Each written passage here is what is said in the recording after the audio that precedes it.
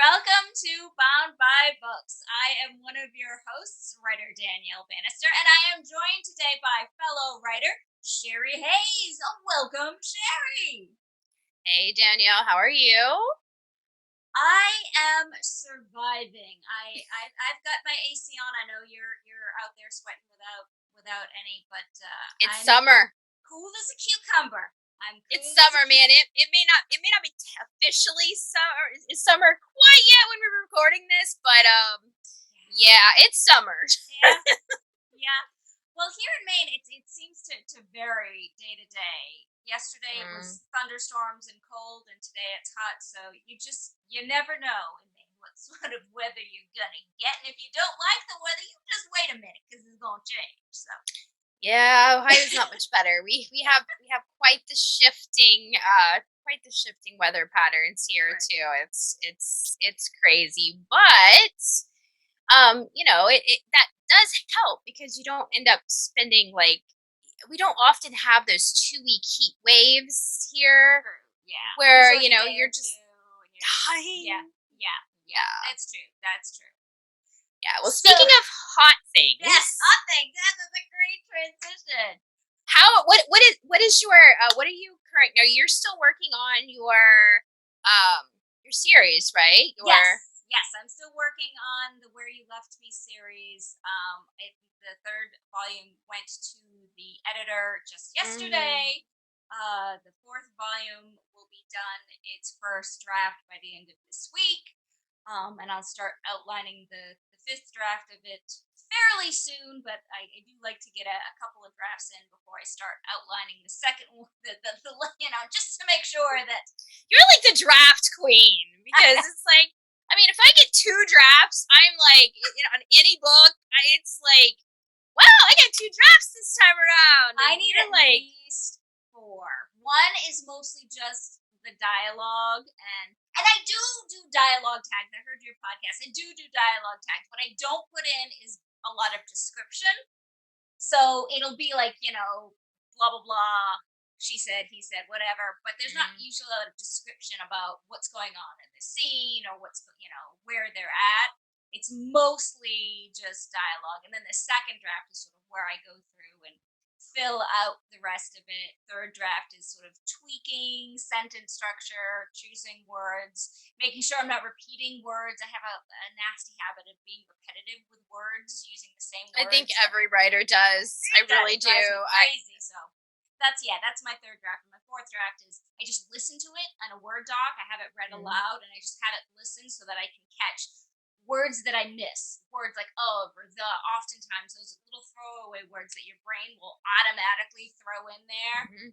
With that fourth draft, it's primarily just listening that fourth draft. So I don't know if that technically counts as a draft, but that's I count it as a draft. But we're not talking about drafts today. You got me No. sidetracked on the thing that I Yeah. love to talk about, writing drafts. Today, we are going to be talking about serial stories. Yeah, something we both have some Yes, experience we do. doing.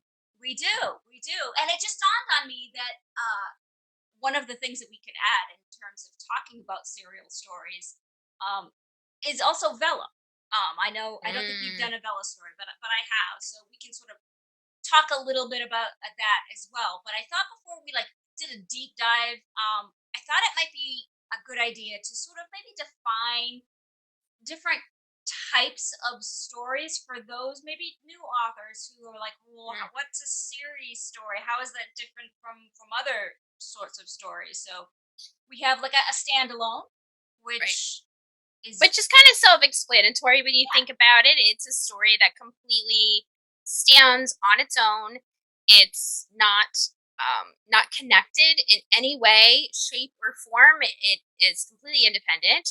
yep, Your characters do not overlap to anything else, or if they do so very vaguely. Like maybe they're a very minor sub character in another book and that has really little to nothing to do with the plot of that book or it's their a character one or and vice versa. done situation.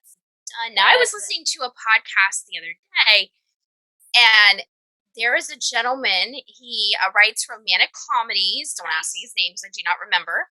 but he has written like I think he wanted to say like 30 of them or something. It Wow. was a lot. It was a lot.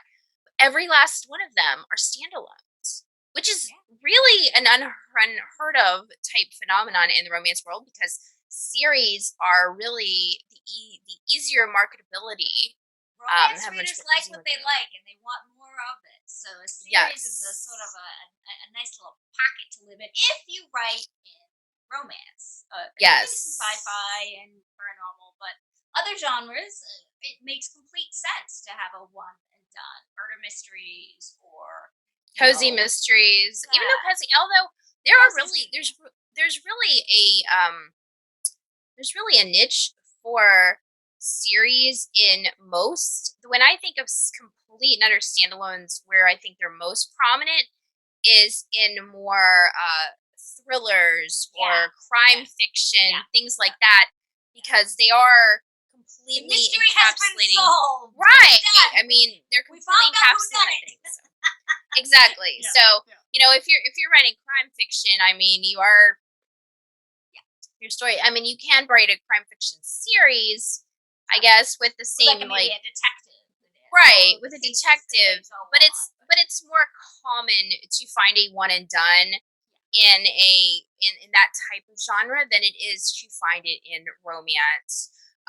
So which is what we both write. Right. So that's thing. So that brings us to standalones versus um like duets, trilogies, series, those type of thing. Those are kind of a little more interconnected without being exactly the same thing. I mean, a duet and a trilogy, they are series, but they are defined as series, whereas they are just two Defined by the books. number of them. Right. Right, Two either or two three. books or three. So they're not, but they are still series because you're following the same character or related characters through. Same Although, world, same right, situation, a continuation. It could be a continuation of a story that happened, or it could be the other side of a story that happened. So maybe book one is the point of right. view of how events happen, and book two is, well, actually, this is how I saw it happening. So you could even duet things that Yeah, way as well. there's a lot of variation with I think more with a duet than it is with a trilogy because with trilogies you usually have almost like a three-act play. Yeah. Is how trilogies are typically things. If they're all the same, even if they're not necessarily a serial, which we will get into that in a minute, a little more detail. But even if they are like complete independent, not independent stories on their own, but even if they are sectioned off where you have a rising action, a falling action, that part of the story is kind of concluded. But then at the end, they usually set up the next book, and then you have the same rising and falling action, and then you set up the third book, and then you have a big grand finale at the end of the third book, and things. I mean, the Hunger Games comes to mind. Even Twilight comes to mind, even though it's four books. But it's the same basic principle. I mean, you have very defined things that happen in each book. They're all related, all about, the same characters But they or each have related their characters. own arc. Exactly. And the entire series has one big arc. So we've got little arcs, and then we've got one big arc that connects them all. So Right. that's kind of what defines a series. Right. Mini and overarching arcs. Right. Whereas a serial series, which is what we're mainly going to be talking about today, is the story, the two books, they cannot be read out of order. Have to be read. Whether it's a duet, a trilogy, a 4-book series, a 10-book series, it does not matter. They have to be read in order. They are often about the same characters the entire way through. And so they definitely differ from standalone and more independent series, like a well, even like a Hunger Games, because even though Hunger Games is related, and yeah, you could do that. The stories are. I mean, you could. you just find out you were missing something. You'd probably notice that you were missing some of the story, the setup of the story, if you read book 2 before book 1, but you'd still have a story, a full story. Whereas with a serial, a lot of times, if you jump in, you're gonna be lost. Yeah. Like you have no clue what's going on or We're why. counting on you to read from point A to point B. I mean, with any series like that, the authors will typically give you a little bit of a refresher because maybe it's been a hot second since the last book came out, but they're not going to take a long time, hopefully, to I hate when they do that. Take a long time to sort of recap, what happened in prior Yeah, books, but there might be I enough always, of a nugget to yeah. go, oh, yeah, that's what My rule of thumb is a paragraph. The author really should give no more than a paragraph to the recap, quote unquote recap, before moving into the new part of the story. And the issue with that author's face is that you have to be very clear in your blurb that this is a serial series and that it is, it is the second or the third or the fourth, however many books in this series. Please put the number on your cover or your spine or spine. Put it in the blurb. Put it when you're uploading to Amazon. You can manage series now. Make sure that you're doing that because the less confusion you can give readers about where they are, the better. So yeah, absolutely doing that. Now, having said series, we know we have like duet trilogies, but how many books would you say would sort of like be a good amount for a series? Is there like a, this would make a good amount for a series for you? There's honestly, in my opinion, not a firm number. It really has to be a realistic observation of the story that you want to tell. For example, my Finding Anna series, which is my serial series, I wrote the first book on that almost 11 years ago. And I didn't know going into it how long it was going to be. I did know that it was going to be. Sometimes we don't know these things. More than one book. And, oh, you do? You're the planner. You know everything before you write the first word. No. My first trilogy was supposed to be a one and done. I ended the book. It was a clear ending. It was a the end moment. And then readers said, when's book 2 coming? What do you mean, when is book 2? Did you read the first book? And then they were like, yeah, but couldn't you do this? And I'm like, oh, I could do that. So sometimes the readers will give you ideas that you hadn't thought of before, and you can continue down that series that you weren't planning on.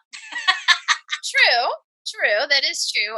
With my Finding Anna series, however, that was not the case. I knew that the story that I wanted to tell was going to take more than one book, more than 2 books. I did not know how many books that was going to be.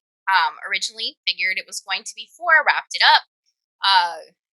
Fourth book was a very large book, 146,000 words. That's a big boy. That's a big boy. It's a little thick. Especially for a romance novel. If you're listening and you're not a romance writer, the typical romance book is around 80,000 words. Ish.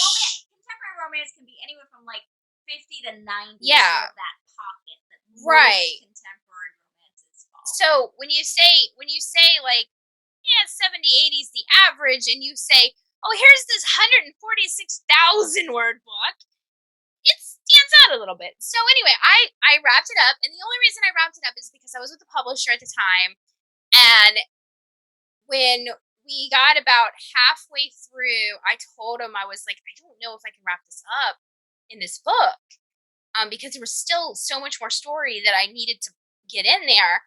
And they're like, okay, you cannot draw this out for a 5th book because readers are going to kill you if you do this. When was this? This must have been years ago.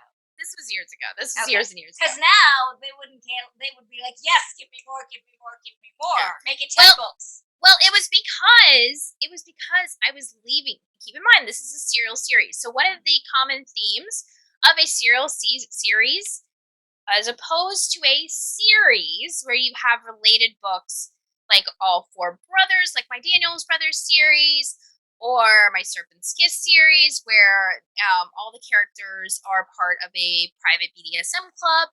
So that's the connecting factor. But serial series, because the story goes on, and it's just a continual kind of gradual progression, I would leave the end of every book with a cliffhanger. So and I don't write fast. I should point that out. I do not write fast. I'm a very slow writer, especially in the romance realm, because there are romance writers that publish books every month, every other month, every 3 months. And if I can get a book out every 6 months, I am lucky. So I do not write quickly. And so my publisher was like, yeah, you can't leave them hanging again. So we were really pushing. So I really pushed to get this book out. It ended up taking me 9 months to get this one out instead of the 6 months that it was normally taking me because it was so long. And I was done. I finished the series out. I wrote a wrap-up epilogue, and similar to what you had happened to you, Danielle, I had readers going, are you going to write more? Are you going to write more? Are you going to write more? And for about 6 years, I didn't. I was. So this will be. So the book that you're working on now is 6 years in the making. Is that what you're saying? No. I actually. So the one I'm working on now is part of my Serpent's Kiss series. So this is my. It's completely unrelated. It's a series, but it's in a different series. Gotcha. I published, but I did write and publish the 5th book in my serial series 2 years ago, which was Change.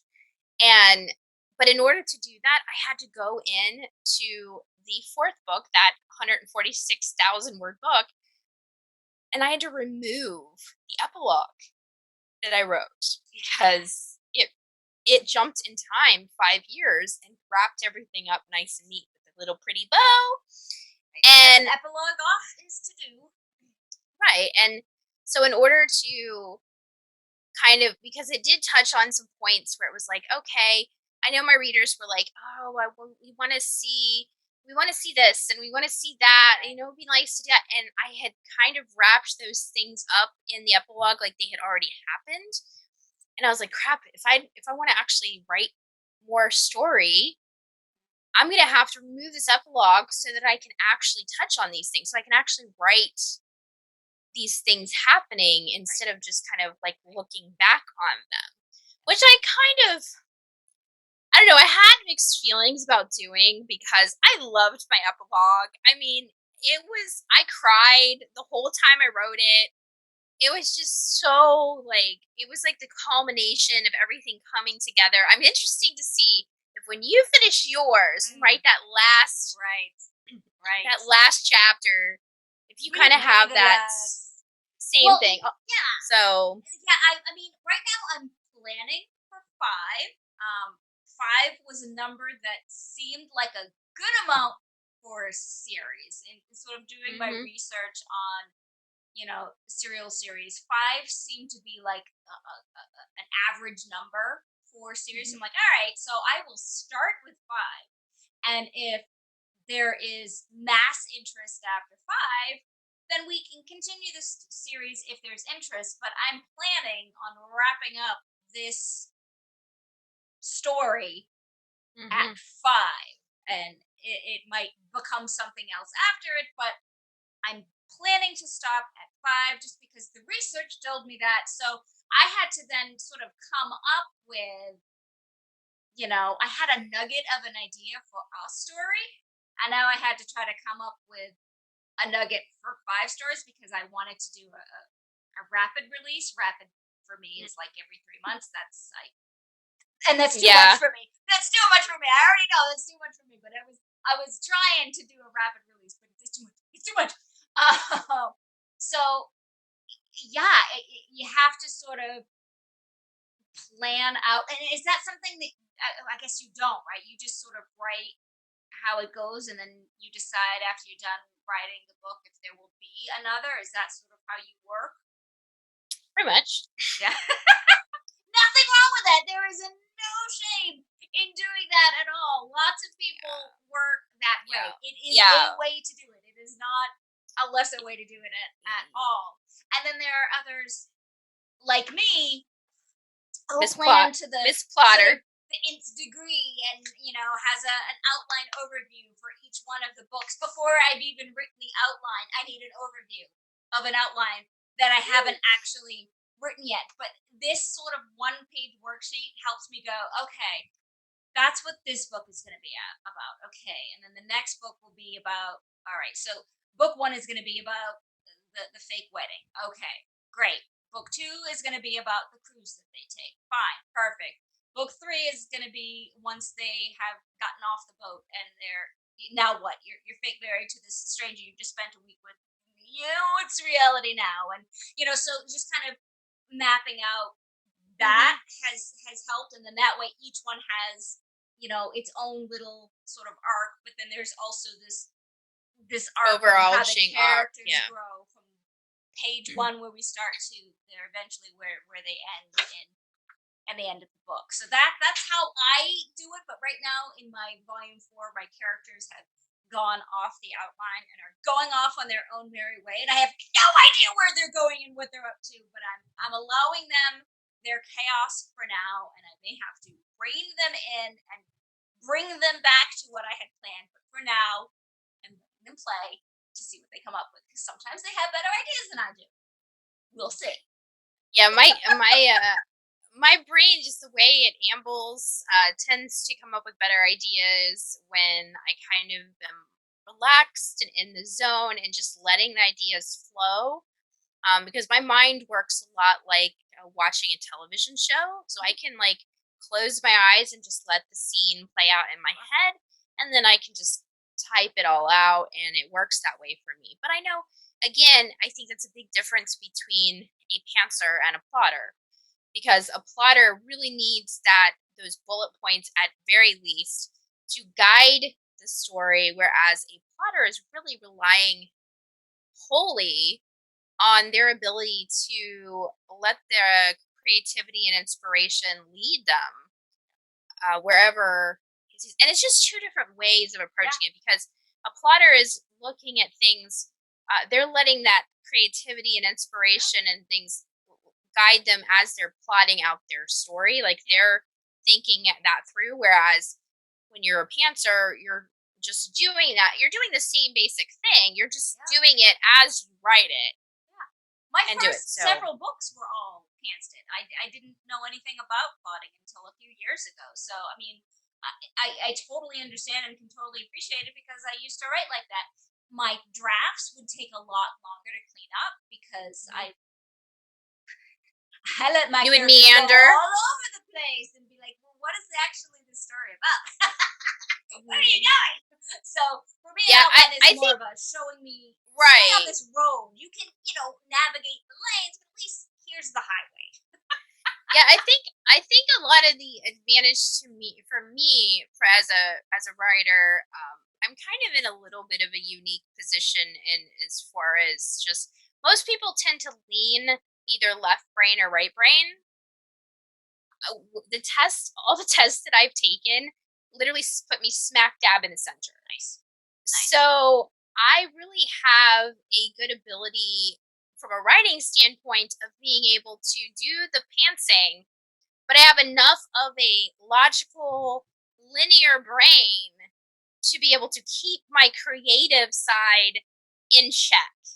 So if you are a middle brain person, Yeah, pantsing might be a really good idea for you, yeah, because it allows you have that balance to do that. Whereas if you lean one way or the other, you have to pick what works best for you. I will say that Because outlining has sort of helped me understand story structure better than sort of pantsing has.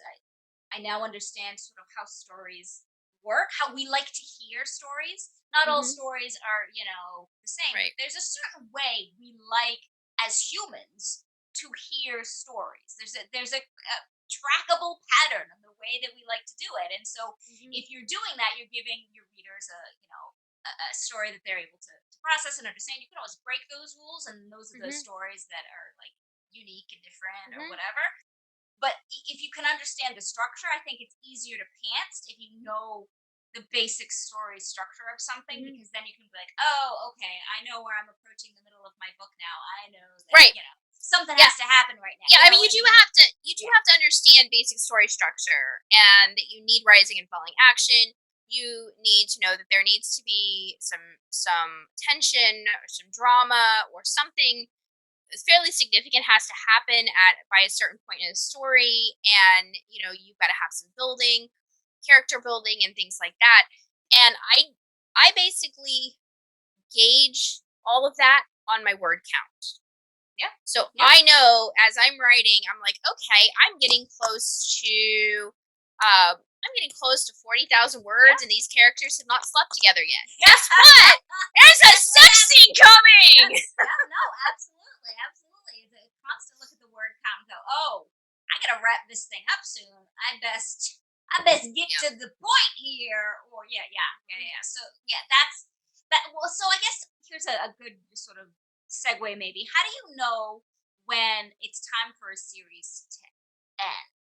Like maybe you in your mind have more story to tell, but how I would think it's you? when readers stop asking for it. I mean, I right now I am planning to write a sixth book in my Finding Anna series, which will hopefully be out next year. Um, but that is because I mean, I got a message from a reader today who said she just finished reading Change, the fifth book, and wanted to know if I was writing more.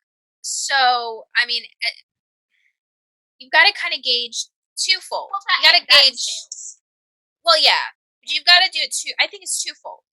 Well, threefold. Okay, so sales one, if the book is selling. Two, Because you have to, the only reason sales yeah, matter is because you have to count your return on investment. We've got to yeah, it's we've got to time, cover these, we've got to money. edit these. It costs money. If we're not going to make back at least what we put in cost wise, let alone the time that we put to write the thing, Yep. we have to sort of decide, is it financially worth it for us to write a story that maybe I really want to write, but there isn't a market for. So continue. I'm sorry, I Yeah, didn't mean to interrupt. and you do have to decide that, because there are people who write passion projects. So Yep. sales is a consideration, but it's not the only consideration. Correct. Correct. Number two, I would say, is, do readers want it? Are there readers out there that are still interested in the characters, still want more story? And you can get And that from messages or even in the reviews. If people are like, I can't wait for yes, the next one. Pay or attention to the those sales. reviews. Yeah. Sales Yeah. can determine that too. If you've got Yeah. like a whole bunch of sales, then that can help to determine it.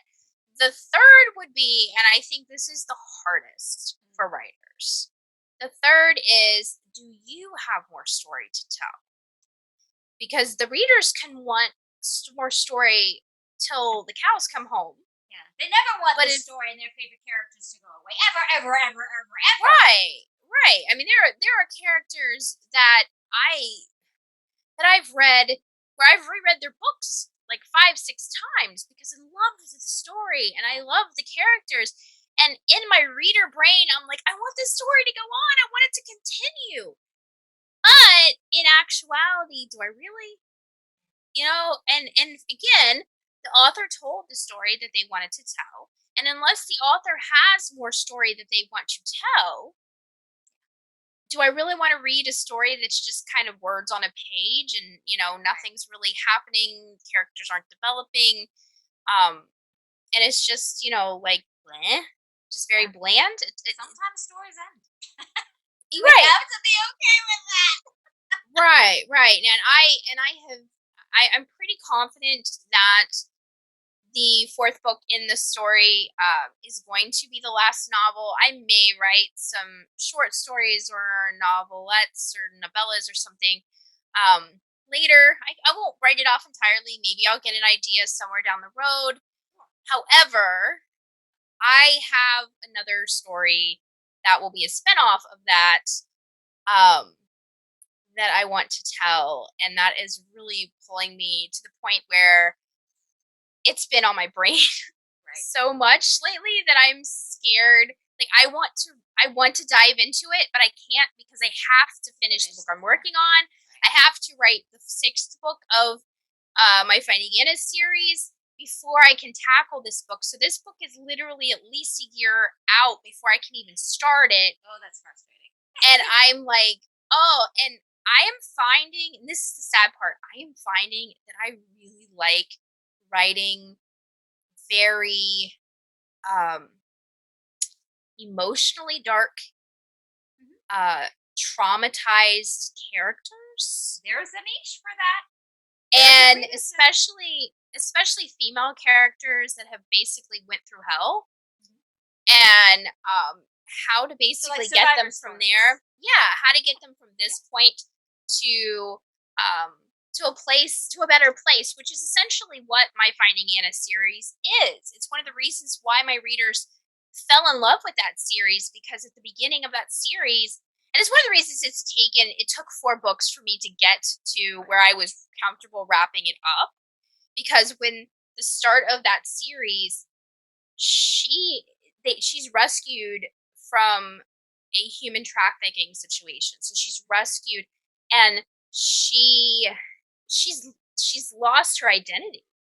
She's just this shell of a human being. She's closed her mind off to protect herself, as survivors often do. So it was the whole series was about pulling her out again, like finding herself again, and her learning how to address and deal with this trauma that she's in, and finding who she is again after all of this has happened.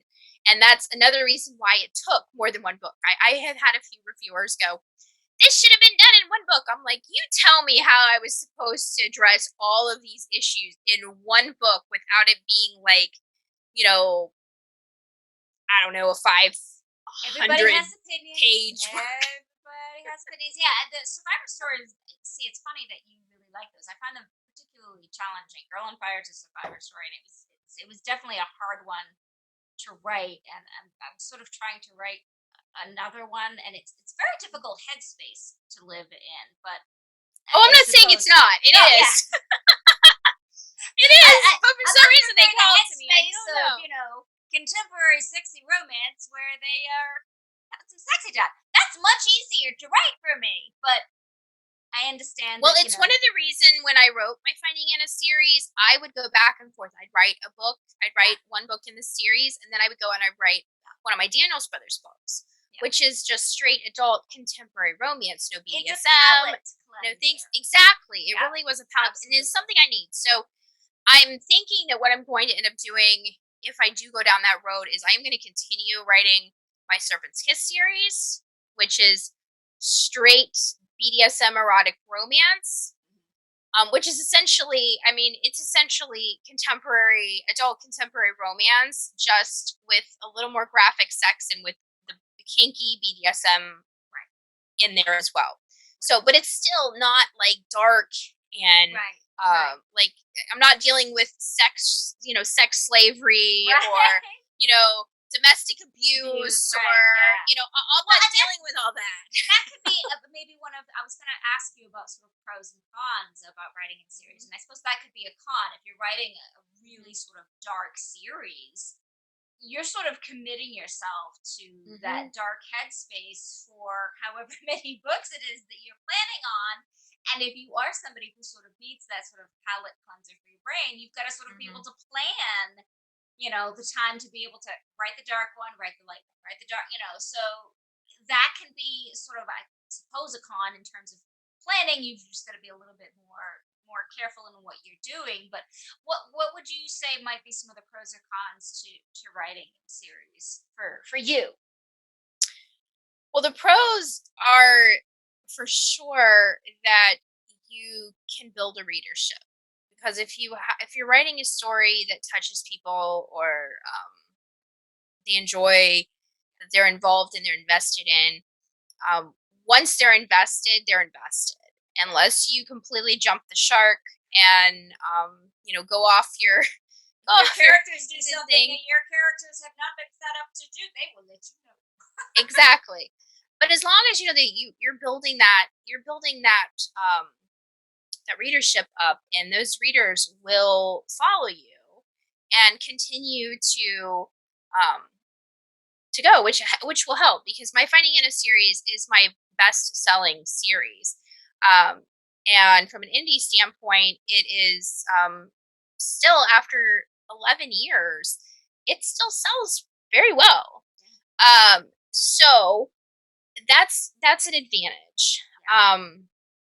A disadvantage is just keeping the story fresh and new, because you don't want it to get tired. You don't want to just write it just to be writing it, and not have anywhere to go with the story. And yeah, because you don't want to end it. I mean, think about it from a term of television shows. This is a perfect example. How many television series have we all watched over the years where it started out really, really good, and by the time it ended, we just didn't care anymore. Series that went on too long, and in sort of in romance, even in TV series, if there's like a slow burn romance in a series, the second you get that couple together, your series is over. That was your peak, and if you try to kind of keep going after that, it's gonna fizzle, because that was sort of the thing that. So romance, and then in terms of that, if you ever notice some of these shows, once the a classic example maybe is like Cheers, It's sort of that whole dynamic, or maybe even The Office with Pam and Jim. Once they got together, kind of fell apart.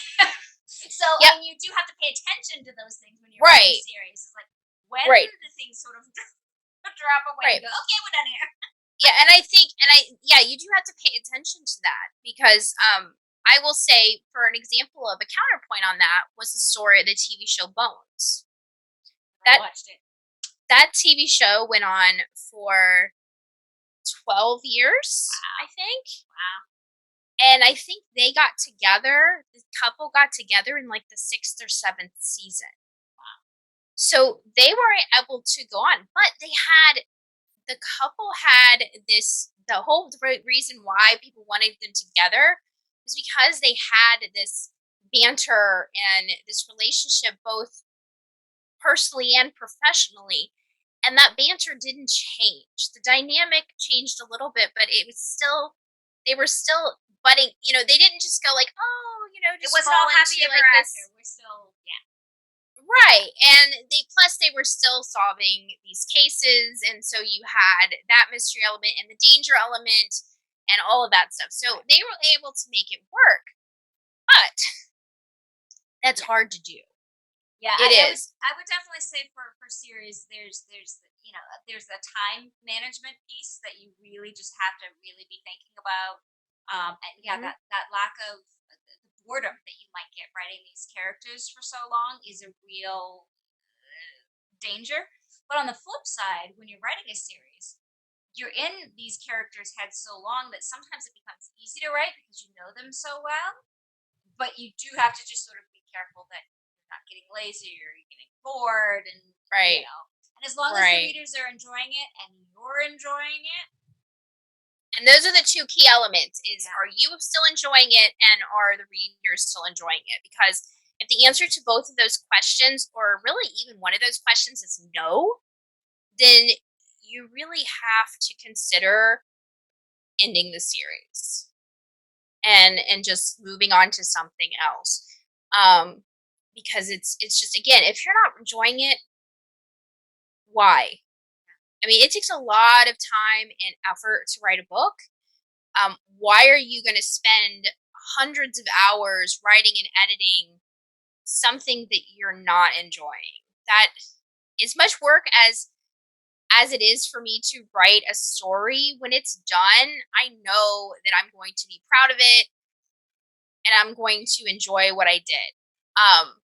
It may not feel that way every single second that I'm writing it, but in the end, I know that that's what's going to be, and I do enjoy certain aspects of it. I enjoy when I get into a scene Yep. and I'm just like totally immersed from a The whole mental world slips standpoint. away. Yep. Or you Yeah. just write it, or you read a scene. Have you ever read a scene where like after it's done, like say Sure. you go back, like you're just maybe you're editing or something, and you go back and you're like, I wrote that. Yeah. Yeah. You know, You get it's lost like and you're like, wait a minute, I'm supposed to be editing this. I'm enjoying the ride. exactly. Stop it. Go back and read it and critique yourself, woman. Right. So Yeah. when it stops being like that, Yeah. then you got to really ask yourself, is this really the direction that I want to continue to go in? Now, the other aspect of that is readers, Mhm. which kind of brings us to marketing a series. Because, not very many of us are just doing this for the thrill of it. Some writers are, but Right. the vast majority of us would like to be able to make a living. Because again, Right. it does take a lot of hours, a lot of time away from us Yes. doing And it other costs us money to things. do things. We got to pay Yes, for and editors and ads. And it would be nice to make some of that back so that we have money to right, go to the next one. So, right. So I would say marketing a serial series specifically, is similar but unique from writing from marketing a series. yeah. First of all, with a series, not a serial, an actual series, you can market any of the books in that series because the stories themselves are standalone. And like case in point with my Daniels Brothers series, there's 4 books in that series. Each book is a different brother finding his lady. They're all interconnected.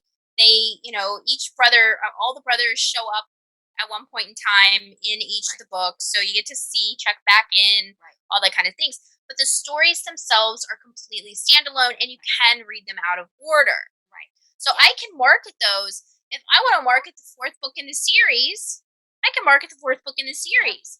Yep. Or I can run a special on the 4th book in the series or something like that. And it's not going to affect anything else. People would still be able to go back and reread those first books. Yep. You cannot do that when you're marketing a serial. Right. Cannot. You have to, if you're going to advertise a book, you have to advertise the first book and the first book only. Yeah. I mean, you can Full stop. do like some pushes for when the second, third books come out, but that's not going to be like your big marketing push. Mm-mm. Your big marketing push will be and always will be book one. You need Mhm. readers to start at book one. Right. I too have a series that Doppelganger, Must Love Coffee, and Taking Stock. They all take place in the same town, and there's some crossover characters that happen, but they're all sort of individually. So yeah, I could do a full market push for all 3 of them, but for the series, until I get at least the 5th book on pre-order, I'm not hitting this series hard marketing wise because I want the readers to be able to start with one point and go all the way through. And right now they can't. So, I am doing some marketing, so my sales are not going to be as high as they probably will be. I'm hoping, knocking on wood, that they will be once all 5 are available. And that's sort of something you have to sort of Right. consider when you're planning out a series, is that might be the case, that you might not get the amount of sales that you were hoping for because you haven't written enough to really get the buzz going. People, when there's a series, Mhm. they want it all. They want to binge it. We are a binge nation, whether we like it or not. We want to binge content. And so it's harder until you get them Yeah. all out. So just kind of know that and be aware of that when you decide, am I going to write a serial series of stories, Mhm. or am I just going to write, standalones that are in the Alright. same sort of universe? Which is one of the reasons why a lot of authors have a rule of thumb of if they're going to do a serial series, they have everything written before they ever release the first book. They'll take 6 months to a year or and longer. or longer, depending, and just write. Yep. And then they will rapid release those once a month. Much smarter than doing or what once I'm every doing. or once every 6 months. Yeah. As they go. I think looking back, you would have probably been like, "Hey, I think I should just write it all and then just release it all." I'm only writing novellas, which are only about 25,000, 30,000 words, so it's not even a full novel. So it's hard. It's hard to write that fast. But I also have full-time day job. So I mean, if you were doing this writing full time, you could probably crank it out a little faster. But I have few less hours in the day than some do. So now, one other thing that I would say is for a serial series, even more so than and this is a strategy that works for a series in general, but especially for a serial series, is doing the first book for free. Now, if you're in KU, that doesn't work. I personally am not a fan of KU, but that's I've never been a fan of KU. I tried one book in KU years ago, did not like it, didn't see any movement, and I was like, nope, not for me. Very specific to genre, and once you have all of them out, you can do that. I think if you're releasing them sort of one at a time, you can start them at higher price points. But once you get them all out, you can drop that first one, and if not free, at least 99¢. Yeah, I really think though that free is the preferred way to go on a serial for the sheer fact of if you have a good story, if you have a compelling story, the readers are going once they read the first book, you're hoping for at least 50% of them to want to go on and read the second book. Amazon does make it a little trickier now to make things free, and some people just have I have to charge something. 99¢is at least, you'll make 33, 32 pennies. But it is going to be less likely that people are going to take a chance on you if you do not know you. There's give and take with that, because then there's a lot of people who will say that 99¢ and free are people will just grab them and put them in their Kindles, but they won't read them because they're just sort of like extra candy, but they're more likely to read books that are $2.99 and higher because they paid more for it. So in terms of value to the reader, this one is worth more. So I will, and the other ones can sit and wait. So it's a delicate balance of wanting to get as many as possible, but also getting them read, because you don't just want the downloads. You want them to read so that they will then read the rest in the series. I do understand that. It's a catch-22. I do get that, but I am a firm believer for serial series. Perma-free is the way to go. It's something. A strong way to go. My first book in my Finding in a Series, Slave, has been perma-free for at least 5 years. Yeah. And again, I'm 11 years since it was released, and it is still my best-selling series out of all my books. So it comes down to, if you've got a compelling series and you can get it out there, and you can get people, because again, even if only say 20% of those people that download that perma-free book go on to read the second book, and then the third book, and then the fourth book, you've made up your money from that. So you got to keep that in mind. I know it's a hard pill to swallow, and I'm more hesitant to do it on books that do not go, like series that do not go on for a longer period of time. I'll be on back, right. You have to have enough of a back end in order to make up that money you're losing on the front end. But it is a marketing strategy that is proven to work, especially on serials and longer series. Right. So something to seriously keep in mind. Have probably at least 5 books or more. If it's a trilogy, I would not recommend doing. You're not going to make enough back if you have the first one free. No, not for things. So, Any advice that you would give as we wrap things up? My quick one sentence advice would be plan it out. Your advice would probably not be that, but my advice would be plan it out. See if you can actually write it, and then decide if you want to do it. Yeah, my piece of advice is actually going to be on the marketing end. Uh, Look at what your competition is doing. Look at the other serial series that are out there, and how those authors are marketing them, and kind of get an idea of what's working, what's not.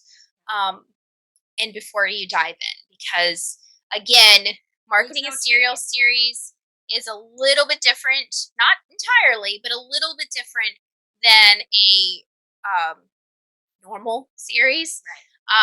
So, and it does come with its own challenges and just parameters. So just do your marketing research before you really ever hit that publish button.